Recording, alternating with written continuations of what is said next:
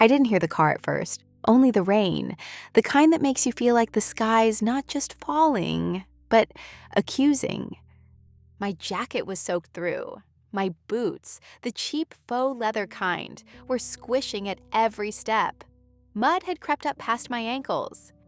And I had no idea where I was. No signal, no charger, no ride. Just an endless stretch of back road, pine trees leaning in like they wanted to whisper something cruel. Then the headlights came. Too slow to be a passing car. Too deliberate. I froze. The window rolled down, just a crack. Just enough to show me the man inside. Middle-aged, late 40s, maybe 50, clean-shaven, silver hair at the temples, black coat, pale hands on the steering wheel, and then the words. You look lost. My instinct screamed don't, but the cold said do. I'm fine. I lied. Doesn't look like it. He didn't smile, didn't leer. He just observed. Then It's a bad stretch of road. Nothing for miles. You headed somewhere? I hesitated. Just away. He looked at the road ahead like measuring silence. I'm not a creep, he said finally. I'm just a tired man on the way home from a funeral. I stared at him. Whose? He glanced back. An old friend, military buddy. You a soldier? Was. We stood there in the rain and headlights and unsaid things. He reached over, unlocked the passenger door. You want in or not? I got in. I told myself it was the weather, the ache in my thighs, the mud I couldn't scrape off. But maybe it was something else, something about his voice. Not warm, not kind, just steady. The engine hummed low. Heat poured from the vents. You've got bruises, he said, glancing at my hands. I tucked them into my sleeves. I fell. He didn't argue. I'm Mike. He offered. Haley? He didn't say nice to meet you. He just nodded like he already knew. We drove in silence. Trees passed, headlights catching ghosts in the fog. I turned toward the window. I didn't want to talk, not yet. But then he said quietly, Your dad would have hated seeing you like this. I turned, fast. What did you say? He blinked. Nothing. You said my dad. Sorry, he muttered. I meant a dad. Any dad. Seeing his daughter alone on a road like this? That's all I meant. But it wasn't. I knew what I heard. He drove like a man with a destination, but we didn't pass any signs. Finally, I asked, Where are we going? Somewhere dry. That's not an answer. He looked at me calm. A diner. 10 miles up. You can dry off, charge your phone, decide what comes next. And after that? I take you wherever you need. No charge, no strings. You do this often? He shook his head. Number not in years. The diner was real, just as he said. Blue neon buzzing weakly above the windows. A few trucks out front, smell of coffee and wet vinyl inside. He slid into a booth across from me, ordered 2 coffees without asking. I excused myself, went to the bathroom, dried my hair under the hand dryer, cursed myself for getting in that car, cursed the world for giving me no better options. When I came back, he was holding something. A photo. I sat down. My heart kicked. It was old, creased, 2 men in fatigues, younger versions of someone. One of them, unmistakably was my father, and the other, Mike. He looked up at me. He was the one who saved me in Kandahar. My throat tightened. You knew my dad? I did. Then why didn't you say anything? He folded the photo. Because you didn't look like someone who wanted to remember him. I stared. How long have you known? Since you were 10, your dad sent me letters, photos. I kept up. Quietly. That's not keeping up. That's... Watching? He finished. Maybe, but not in the way you think. I leaned back. The booth creaked. So what is this? Guilt? He looked at me, eyes suddenly wet. Debt. I didn't know what to say. He reached into his coat again, pulled out a sealed envelope. My dad's handwriting. I said. He nodded. He gave it to me. Said if something ever happened and you ended up alone, this might help. I stared at the letter. I thought he died instantly. Mike shook his head. He lasted long enough to talk, long enough to ask one thing of me. I looked at him. Really looked. And for the first time that night, I didn't feel afraid. Just broken open. I took the letter, and outside it started to rain again. The letter sat in my bag like a hot coal. I didn't open it at the diner. I couldn't. Not with him watching me like that. Like he already knew what it said. Like he was waiting to see what would happen when the weight of it finally hit me. We left the booth in silence. He paid. I didn't argue. The rain had slowed to a mist. My hair stuck to my neck, my jacket still damp. I climbed back into his car like someone walking into a second mistake. He adjusted the heater. Where now? He asked. I don't know, I said. Back to the road, I guess. He didn't start the engine. I can take you home. Don't have one. His hands tightened on the steering wheel. College? Dropped out. He nodded slowly. You were studying journalism. I turned my head. How do you know that? He didn't answer right away. I said, I kept up. I meant it. You mean watched. I mean, I called your mom twice a year, asked how you were. She never told you. She hated talking about him. She was grieving. She was hiding. Silence. The engine hummed. His fingers tapped the wheel. She told me he died in his sleep. No drama, just gone. But you said he lasted long enough to talk, to hand you this letter. I pulled it out again. The envelope was soft, a little worn. Why did she lie? She didn't want you to picture him broken. I stared down at my lap. I already did, my whole life. We drove. I watched the trees slide by, branches dripping like they were bleeding light. I still hadn't opened the letter. My fingers kept tracing the corners. He cleared his throat. You were 8 the first time I saw you. I didn't look at him. You had those red plastic boots with frogs on them. You hated socks. I turned. You were there? He nodded. At the memorial, I didn't come close, just stood back, watched. That's not comforting. I didn't come to comfort you. Then why?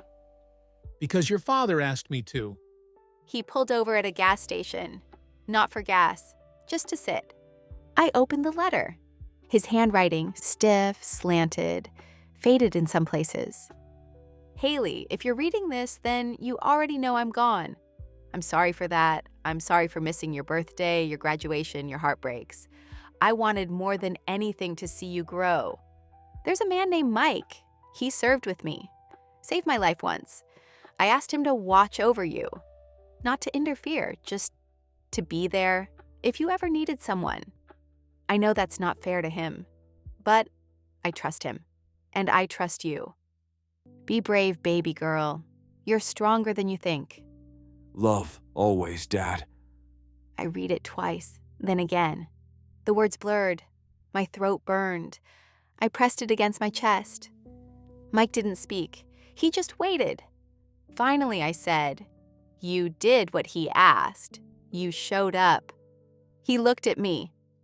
Not soon enough. Why now? You looked like you were running out of places to go. I laughed bitterly. I was. He reached into the glove compartment, pulled out a thin file, slid it to me. What's this? You're writing articles, college essays, a few stories. I printed them out. I kept them. I stared at the file. You really were watching. He nodded. I didn't know how to step in, he said. You weren't a little girl anymore. You were angry, smart, lost, and I was just the ghost of someone else's promise. I flipped through the pages. I had forgotten some of them. A profile on a local musician, a poem about war, a first-person piece about silence after grief. He watched me like he didn't deserve to be there. The sun began to rise behind the clouds, just a sliver of pink through gray. He spoke again.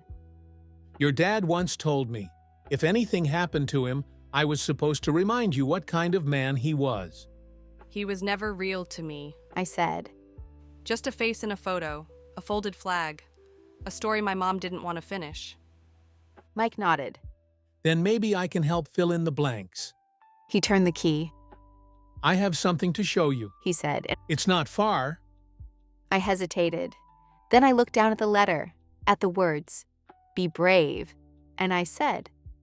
Okay. We pulled out of the gas station, headed toward a road I didn't recognize, but somehow it didn't feel like running anymore. It felt like returning, even if I didn't know where yet. I thought he was taking me to a memorial, or maybe a military base, somewhere he and my father once stood together in dust and fear. But what I saw instead was a driveway and a house, small, wood-sided, weather-worn, with a porch swing that moved slightly in the wind, though there was no one to push it. He killed the engine. What is this? I asked. Mike looked out the windshield like it hurt to answer. His place, before the army, before you. I stared. You brought me to my dad's old house? He nodded. It's been empty for years, but I kept it up. Painted, paid taxes, someone had to. I didn't know whether to scream or thank him. We got out. Gravel crunched under our shoes. The air smelled like pine and something older, like rusted nails and faded summers.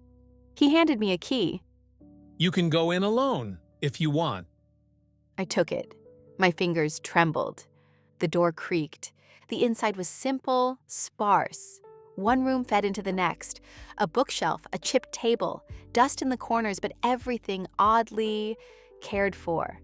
There were no photos, no notes, nothing that screamed my father lived here. But on the far wall in the den, there was a nail. Just one, and beneath it, a square of unfaded paint, like something had hung there once. A picture, a flag, a piece of him. I ran my hand along the edge. Behind me, Mike said, He never took many things with him, but he always talked about this place like it was home. I didn't know it existed. I said. You weren't supposed to. Your mom didn't want to live in memories. She wanted to survive. I turned around. And you? What did you want? He looked tired. To keep a promise, even if it made me look like a ghost. We sat on the porch. He gave me space. The sky was still low with clouds, but no more rain. I used to imagine him as something heroic, I said, because no one ever gave me details, just medals and silence. Mike nodded. He wasn't perfect, but he was brave. He was kind. He wrote letters every week, called you his firefly. My chest cracked. Did you read them? But he read them to me. When we couldn't sleep, when it got bad. I pictured them intense, in the sand, one reading his daughter's name out loud just to stay human. Why didn't he come back? I asked quietly. Why him and not you? Mike didn't answer right away. Then He stepped on the trigger. I was walking behind. That's all. I closed my eyes. I hated him sometimes, I admitted, for not surviving, for leaving me with pieces and no picture. Mike looked at me gently. Then maybe it's time to build one. Inside, he showed me a drawer full of tapes, old cassette tapes labeled in pen, June 7th, Haley's Laugh, letter 12, stories for later. I stared. He recorded himself? Sometimes, when he couldn't write, when he missed you too much. My throat burned. I picked one at random, slipped it into the tape deck Mike brought out from the back room, hit play. A crackle. Then his voice. Hey, Bug. It's late here. Stars like ash. Your mom says you're drawing birds again. I miss your birds. I wish I could draw anything that made you smile. I couldn't breathe. Mike sat in the corner, hands folded, watching me remember. They keep saying we'll rotate out in November. I'm counting days. I want to come home to your stories, your drawings, your crooked little teeth. The voice faded. I pressed stop, and for the first time in years, I wept. Not the clean kind, not cinematic, just messy, body-shaking sobs I couldn't stop. Mike didn't move. When I finally looked up, he was holding another envelope. Last one. He said. I was waiting for the right moment. I took it with both hands. Inside, a single photo. Me, age 4, covered in mud, laughing mouth wide open, and beside me, my father, crouched down making the same face, behind the photo. His handwriting. Tell her I was happy. Tell her she made me proud. Outside, the wind picked up. Mike stood. I'll give you time. I'll be out by the truck.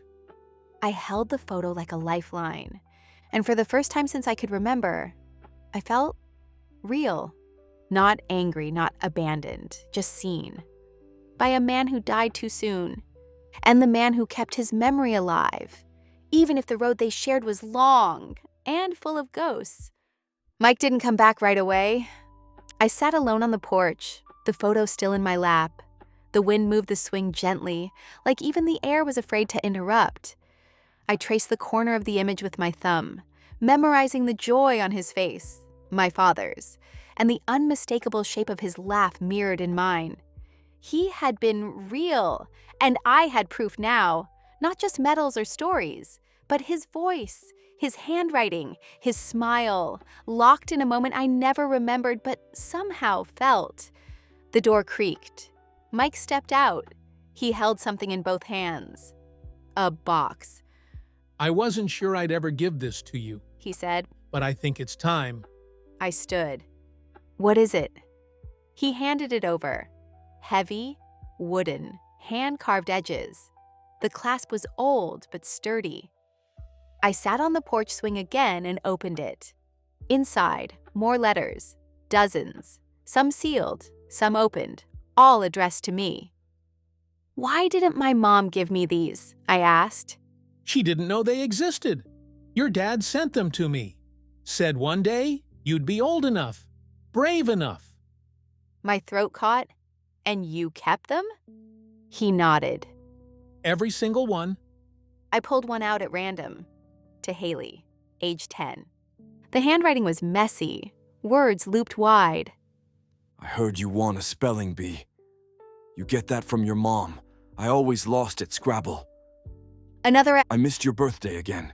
I'm sorry. I hope you got the book. I made Mike buy it because he has better taste in covers. I laughed through tears. You bought me books? He shrugged. He made me. I flipped through more. Some were sketches, bad cartoons. Some had dried flowers inside, pressed flat by time. You were part of my life, I whispered. He sat beside me.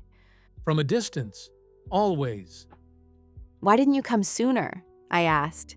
He didn't answer for a while. Then he said, Because I was ashamed. I looked at him. Of what? Of surviving. His voice cracked. Your dad, he saved my life. Stepped where I should have. I was supposed to die that day. He had a daughter. I had no one. It didn't feel fair. I watched him. The way his jaw tightened, the wetness in his eyes. I tried to forget. I drank too much. I moved around. Then, one day, a letter came. From your mom. With a photo. You, age 4. Covered in frosting. And I couldn't look away again. He pulled something from his coat pocket. A crumpled old Polaroid. I kept this in my wallet. Every day. It was me again, holding a cupcake, eyes wide. Why? I asked. Because it reminded me that someone was still alive because of him. And if I couldn't bring him back, I could at least make sure you never disappeared. The silence that followed wasn't heavy. It was warm. the kind that lives between two people who have nothing left to hide. You loved him, I said. He nodded. I did? Like a brother? He paused. Maybe more. But we never said it. It was the army. There wasn't room for that kind of truth. I looked down at the letters again. You didn't just owe him, you missed him. I still do. I leaned back. Let the swing move. I think he'd be proud of you, I said. He didn't answer, but his eyes said everything. That night, we stayed in the house. I slept in the room that used to be his. The walls were bare, the mattress stiff, but I felt safe for the first time in years. In the morning, I found Mike sitting at the kitchen table, flipping through a weathered notebook. I started writing letters back, he said. To him? He nodded. Never sent them, just needed to say things. He slid the notebook across to me. Read them if you want, or burn them. Up to you. I didn't open it. I just said, "You're not a ghost." He looked surprised. You think you are, I continued. But you didn't haunt my life. You helped shape it, quietly, from the edge.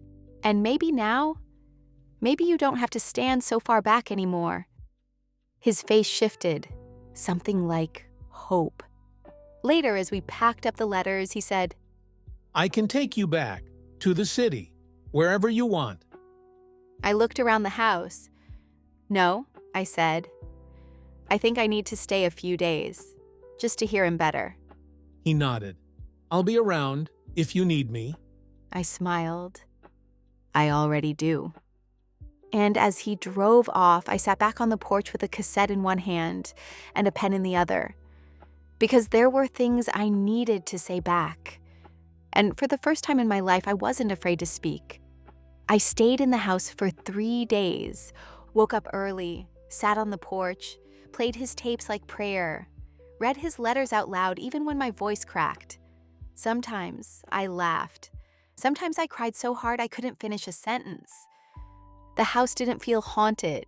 It felt held, like it had been waiting all these years for someone to come back and turn memory into something warm again. On the third morning, I sat at the kitchen table with a cup of coffee that tasted like metal and dust. The same notebook Mike had handed me lay open in front of me. His handwriting filled every page, letters to my dad. I saw her today. She cut her hair. She wore that red sweater again, the one from her 5th birthday photo. I don't know how to tell her what you meant to me. Sometimes I think I see you in her eyes, and it hurts like hell. I turned the last page. It was blank. So I wrote, "Dear Dad, you don't know the version of me that's writing this, but I think you'd like her.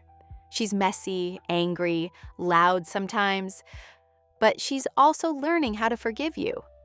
Mike was here. He kept his promise. More than that, he gave me pieces of you I never knew existed. I heard your voice. I read your words. I found the laughter in your eyes. And I found the pain you couldn't carry home. And I'm not mad anymore. I love you. And I hope that wherever you are, you know I'm okay now. Because of him. Because of you. Your Firefly." I folded the page, slid it into the box with the others. And it didn't feel like an ending. It felt like a beginning. Mike came back later that day. He stood at the gate like someone waiting for permission. You coming back to the city? He asked. Eventually. He smiled. Take your time. We stood there for a moment. Then I asked, "Did you ever write one for me?" He looked down. I didn't think I had the right. I took his hand. "You do now." He drove me back a week later. We didn't talk much. We didn't need to. He dropped me off at a train station. As I stepped out, he said, You looked lost that night. I turned back. I was. And now? I smiled. Now I'm found in more ways than one. He nodded, eyes wet. Good. I leaned in, kissed his cheek. Thank you, Mike, for everything. He pressed something into my hand, a small box. "Open it later," he said, "when you need it." I watched his car disappear down the road. When I finally opened the box, there was a single cassette inside, no label. I popped it into an old player a few days later. Haley, this is the letter I didn't know how to write. You saved me too. Mike. And then there was silence. But it was the kind of silence that holds love, the kind that says, "You're not lost anymore.